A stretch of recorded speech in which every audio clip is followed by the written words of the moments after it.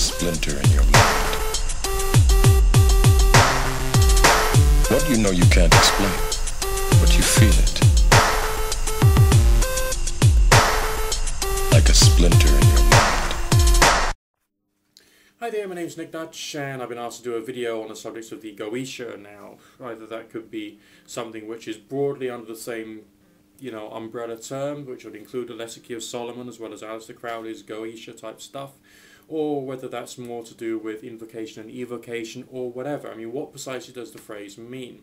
Within the occult, New Age and pagan world, I know that's a bit of a glib phrase, it just like slips off my tongue these days after having made YouTube videos for a period of about nearly 5 years. There are some presumptions, and that is that some traditions associated with occultism is essentially like the truth or the one and only way of doing things, and therefore if it is traditional, therefore it is right, it is the correct way, it is the right way. I don't think like that, because many years ago I was led to believe there are some strange experiences which could occur, and that some forms of exercises would actually, in inverted commas, work, and as a result of that I wanted the thing that would work so I can get better at it. So I had some things I really wanted to achieve, including of course providing myself with physical health, which I didn't have at the time. Fact of the matter is, the results of doing all the stuff that I was instructed to did not work, and I did not get the cures for my health problems at the time, if you get my drift. So that left me in a bit of a feeling of, these people have lied to me big time. Either that or they were thoroughly delusional. So are you after the key for the thing that works? Which I would have to say, it's a myth. Okay, it's totally fictitious. There's nothing out there which will completely change the way the outer world works. I know that there are millions of people out there who are concerned that someone's doing black magic on them right now, and it could be having some detrimental effects on their relationship with their boyfriend that they've never spoken to or whatever. But that's them and their issues. But essentially, it's what precisely are you trying to achieve? Now, from my point of view, there are some strange experiences which occur, okay? And these are normally associated with spiritualism. Now, Goetia, whether it's Aleister or Solomon orientated or Crowleyan, is still very much within the remit of spiritualism. And people who play around with these type of experiences know from experience that it doesn't matter whether you are trying to summon the spirit of someone who actually existed at some point, or whether the spirit, in inverted commas, whatever it is, the thing which is going to or seem to be able to have the capacity to generate the strange experience, could in fact be completely fictitious. You can make it up. Alright?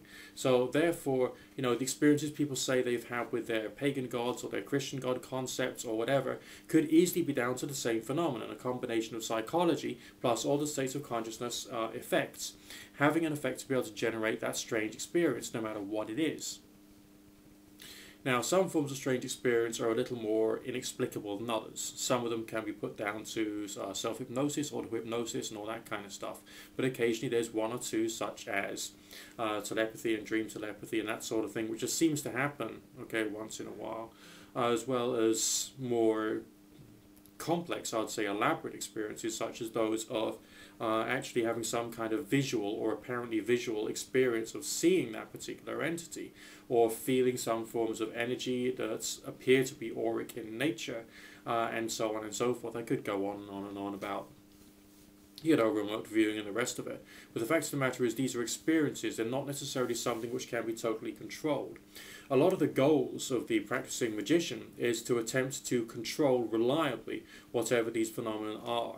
And that's what makes things really difficult, because my personal experiences, and I've been playing around with this stuff since like God was a boy, alright, the reliability aspect isn't necessarily there. You can do stuff, okay, that seems to be factual, but essentially to what extent, how reliably, what particular forms of things can you create under what circumstances, and what are those circumstances, and do you personally have a full working knowledge of everything that's happening in your body and your brain at the time? Probably not, because you're not a fully qualified medical doctor who's got all like the EEGs, CAT scanners and all that kind of jazz that you would need to be able to analyze the brain and the body. and like, you know, measure the vital signs and all the rest of that. So you don't know anything on the physical side of things. You don't know anything on the mental side of things. You probably don't have any ability to be able to test your body's, you know, allergic reactions to anything in the air or anything that you've eaten, let alone the quality and quantity of nutritional benefit your body is experiencing at the time. So essentially the number of basic standard physical things which could be helping to assist you in generating the experience, you don't know about, let alone things which are of, let's say, the other world, for want of a better phrase. Because if there is another world of astral energies and spirits and angels and demons and God and all the rest of that, we don't know anything about that. All we've got, as I've said before, is a handful of strange experiences and folk mythologies, including religions and traditions, okay, which make people want to believe that the strange experiences are directly created by whatever the fucking hell thing people are going on about, mythologically speaking. Okay, so if you can understand that dynamic of the ideas, then you can understand basically what mistakes you're making when you look at, let's say, Aleister Crowley's Goetia, or you know, the Lesser Key of Solomon magic, for instance, or indeed Ouija board seances, pendulum dowsing, and all the rest of that, from a theological point of view, or from a mythological point of view, or from the mythology of, yes, I am truly trying to communicate with the fairies, the spirits, the angels, the spirit guides, the holy guardian angel, or whatever. You don't know what's going on inside your body. You don't know what's going on inside your brain. You don't know about the other world. Okay? I mean, the closest hypothetical model I could give, and that would still be a very strong hypothetical at best, would be that there is some kind of interconnectedness of consciousness between human beings around the world.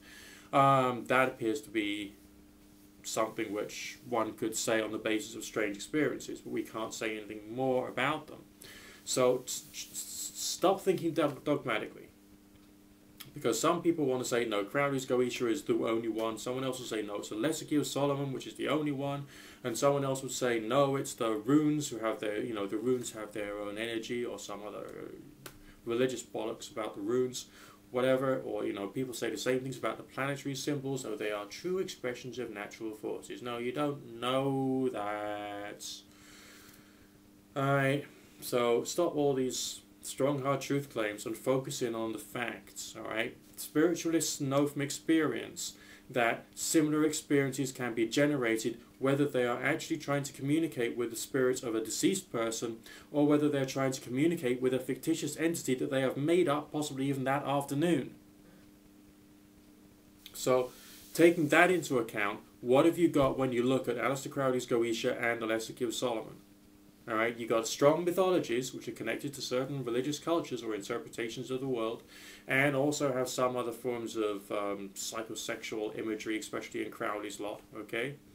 And basically, that can be something which you can attempt to experience. But you experience it in a mystical manner through all the states of consciousness. You can't say that the experience proves that the spirit exists. And there's no way that I'm going to help you people to fight each other when basically you don't need to be fighting each other. Alright?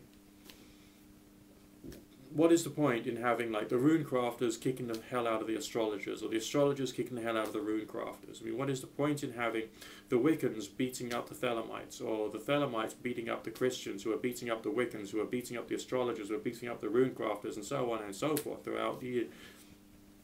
I mean, what changes are you really trying to create in the world, and why are you doing it? Is it just to, you know, satisfy your own belief that what you're doing is somehow right, when basically we could all be wrong? Think about it.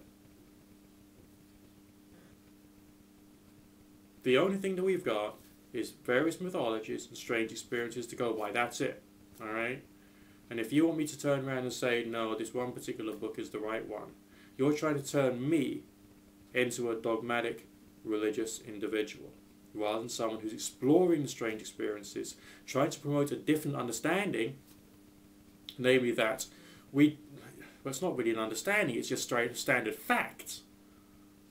we don't know whether spirits exist. Right? We don't know whether angels exist. If you want to sit there and say, I believe 100% in ghosts, well, you could say that. You know, that's your free speech right. This is the internet. You're bound to get an audience. Doesn't mean to say that you're right, or indeed that it's any good that you actually said that, or indeed that you've done anyone else any good because you've come out with a strong truth claim. You've probably just like made yourself seem like a complete and utter idiot to anyone who's got half a fucking brain in their head. I mean, Jesus H. Christ. Alright, we got questions, we haven't got answers. And like the more you, I mean, there's this like whole cottage industry around these days of people creating new mythologies. Now, great, okay, fine. But so what? So what? You know, what is it you actually want to create in the world? Is it more superstitious and religious people? Or is it the potential to be able to state to people that there is a possibility that there is like consciousness connected across the world? We don't know that for sure, but the only way that we can find out is to spend a bit of time not taking it too seriously, but just trying to have a few experiences on the way. What change do you want to create in the world? And if you're trying to create an alternate religion to Christianity, then get a life. You're doing it wrong. Totally wrong. Like a splinter